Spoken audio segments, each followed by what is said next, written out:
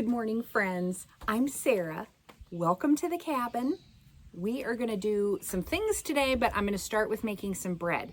This is the easiest bread. Anyone can make this. I've been making it for almost 20 years, and it's really good, and you just can't mess it up. So if you've never tried bread, I encourage you to do it.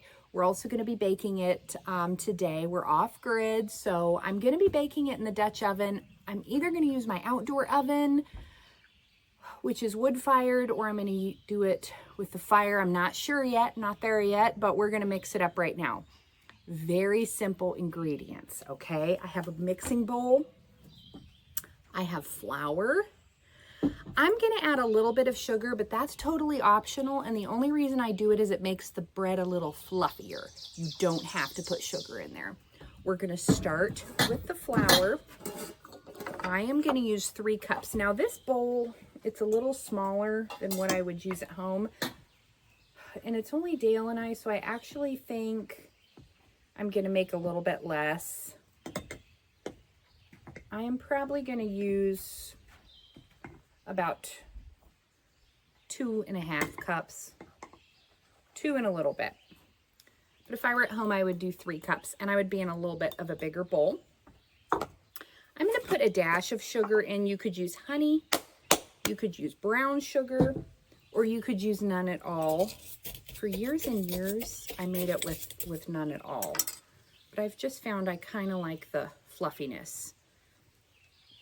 If I were at home, I would probably do about 1/3 of a cup. I am going to put a good teaspoon of salt. Don't leave the salt out or it is bland. And I'm going to put some yeast. You can use any kind of yeast you have on hand as long as it's still good. This is a fast rising yeast. You could use bread machine yeast. You can use active dry yeast, whatever you have. If you know it's a very good fresh yeast, it's going to work for you. You're going to use 1.5 teaspoons. This has been up here in my box of baking supplies. I'm going to put the whole packet, which is about 2 teaspoons. And the only other thing we're going to put is some water. And you want warm water. In the old recipe books, they called it blood warm, which means your body temperature, but we tend to think that that's cooler than it is. Probably about 100 degrees. You want to put your hand in it, and it's very warm, but it's not hot. If you've never made bread before, if it's too hot, it'll kill your yeast. If it's not hot enough, it won't work. I'm going to bring you in so you can see how this is mixing. You're going to use about 1.75 cups of water, but it can vary a little bit every time you do it. So I'm just stirring it. I'm going to add a little bit more water. We want it to all come together. You could use a mixer, but part of the beauty of this is it's so easy and you just don't dirty a lot of dishes. When I had the shop and I was working, I would make this a lot. I'd mix it up in the morning, leave it sit on the counter. You come home, throw it in the oven, and you've got bread. There we go. It's okay for it to be liquidy like that. I'm going to add a dash more flour and pull it together a little bit more. And I'm going to go a hair more. There we go. Watch me end up with my full 3 cups of flour anyway. And there we go. You've got wiggle room on this bread. And you can leave this. We're going to leave this to rise. We're just going to cover it with the, I will use saran wrap, but you don't want any little critters getting in there or anything. There we go. That's what I like. You're going to leave it to rise for until it gets nice and big, and that could be anywhere from 6 to 8 to 10 hours. So, or it could be less. I've done it in as little as 2 or 3. This is going to give you a beautiful artisan-looking loaf of bread. We're going to just we're going to cover that tightly, walk away, and we're going to bake that later.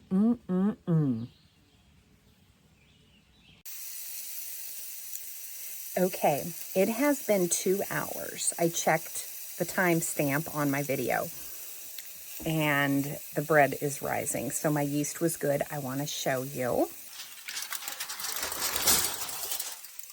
It's definitely puffed up from before. So very exciting. So this is a fun recipe because, again, you could take it right as it is now and bake it and it'd be fine. The longer you let it rise, the more of a holy, rustic sort of bread you'll get. You know, when you get a rustic loaf and it has those kind of big holes inside and is kind of chewy. If you want that kind of loaf, let it rise just as long as you can. I'm going to give it a few more hours because I'm not in a hurry. We just want it for this evening, so I wanted to show you. And then I'm making myself a little snack. I was hungry, so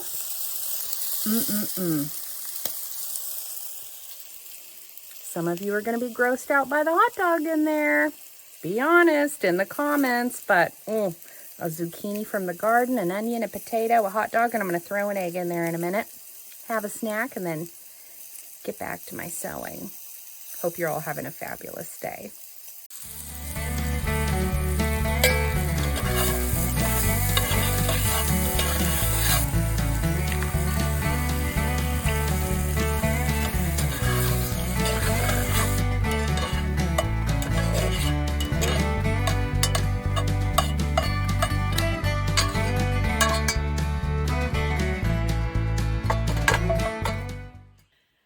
Okay, it's going to be time to bake our bread, and I've decided to go for the outdoor oven since we think it's going to rain, so a fire might not be a good idea. So this is my outdoor oven, and these were not uncommon in the mid to late 1700s. So pioneers had them, and they're made out of clay and earth, and there's all kind of YouTube videos on how to build one, but the person who built our cabin had built this, so it is definitely fun to use. So how I'm going to start is by making a fire right in the little doorway, which will come in here. So here's the little door. So I've got a bunch of my little fabric snips that I save when I'm sewing, because scarily they're super flammable. And I've got my sticks and some wood, and we're just going to spark this up here.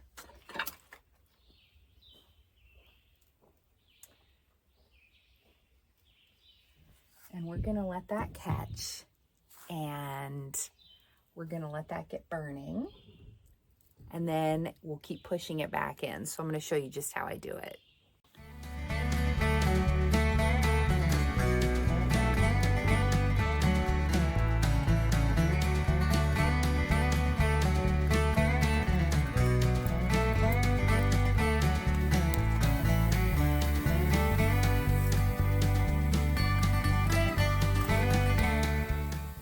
So you can see this is going pretty well.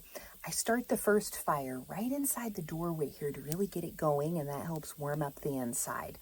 So we'll keep adding some little sticks and let this warm up a bit.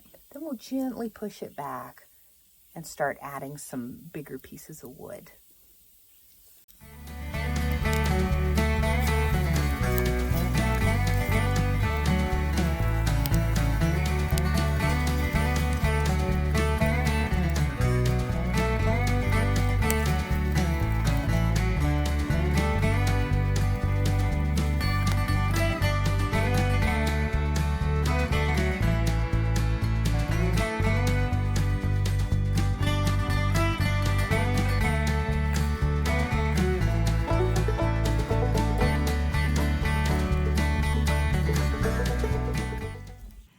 Okay, it's time to start thinking about baking our bread.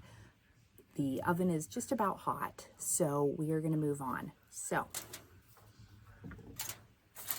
it has risen nicely. It dropped a little bit just now.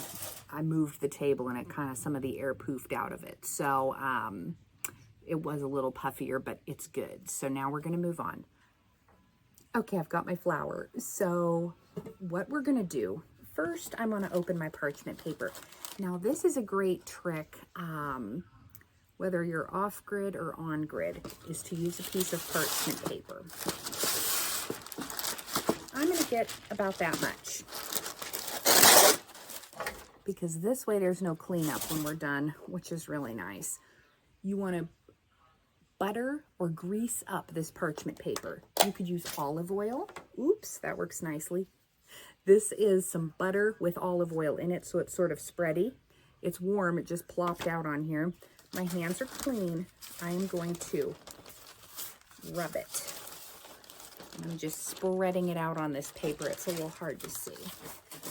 Just spreading it out here so that that dough doesn't stick to the paper.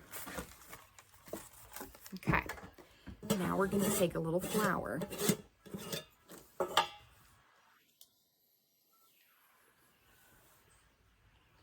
We've got a little handful of flour. And I'm going to just sprinkle it on there because this is a little bit on the sticky side. And I'm just going to grab it so my hand's a little bit buttery and a little bit floury. And I'm just pulling that together like that. Great. And then I'm going to flop it on to my parchment. That. So I've got this bread flopped onto my buttered parchment. You can see when it's not buttered, that dough sticks. It'll come off as it bakes, so it's fine.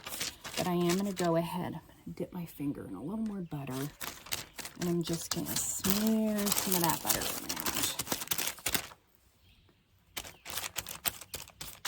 around. And the last thing I like to do, I do like to rub a little of that butter or oil on top of that bread. And then I like to give it a good sprinkle of coarse salt. This is just a coarse, grindy salt. This makes all the difference. Now you could use herbs if you wanted sort of an Italian flavored loaf, whatever you wanted. But this is basic, that's what I do. Now I have got over here, can you tip up a little now? I have my enamel cast iron pot. This was a gift from my cousin Jessie, and I absolutely love it. It's like a Le Creuset, but it's not. We're going to fold this up, plop it. It's plopped right in there. I'm just going to push this paper, put the lid on. Couldn't be easier. Now, if you're in a regular oven, what you're going to do is put this in a cold oven at 400 degrees and set the timer for 45 minutes. When it goes off, you're going to take the lid off and let it cook 15 more minutes, and it's going to be amazing. Now, because I'm using my outdoor oven, it's already hot. So what we're going to do is carry this over and sort of set it at the entryway of my oven and let it warm up and rise a little bit. Because normally when you put it in that cold oven and turn it on, it sort of starts rising inside the pan. But we don't have that, and it's too much to just shove it in a hot oven. So we're going to set it at the doorway, and then I'll tell you what next. So let's go over there.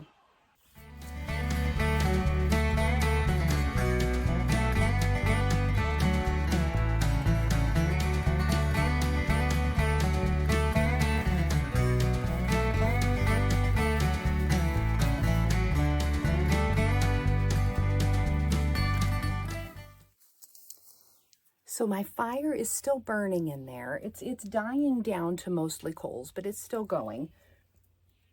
I have just set this in the entryway. It's warm here, and that's going to let it come up to temperature. Let that dough start rising a little bit inside there. And I'm probably going to leave it there, I don't know, maybe 15 or 20 minutes, and then we'll proceed.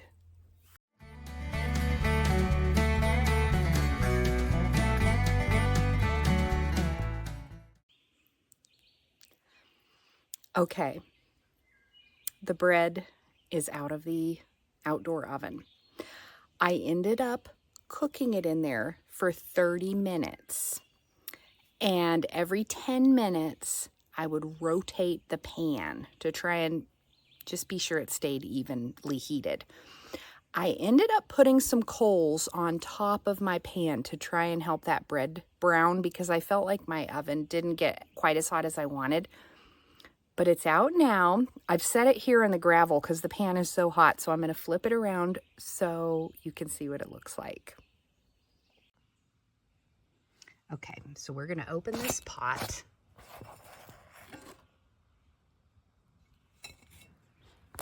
Take my glove off, and here's our bread. I peeked at it, so that paper kind of ripped. But it's so nice with that parchment paper because it keeps your pan so nice and clean. Okay, and I am going to, it's hot. Hot, hot, hot. Oof. There we go. Look how pretty that is. Oh, yeah. Got a hair browner than I'd like on the bottom, but I'm good with it. It is going to be so crunchy and delicious. We're going to slice it up here. Our bread is ready to slice, and I am ready to have a bite of it. So let's pop down and have a look at it. Just look at that loaf. I'm going to give it a slice. Let's turn it this way.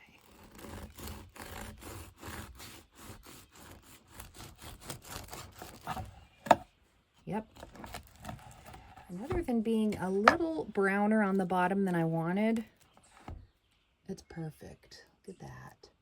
Nice, and it's got a nice sponginess to it, but a nice crusty outside. Oh, so yummy. We're going to butter it up and have a bite. All that's missing is a nice cup of tea or coffee.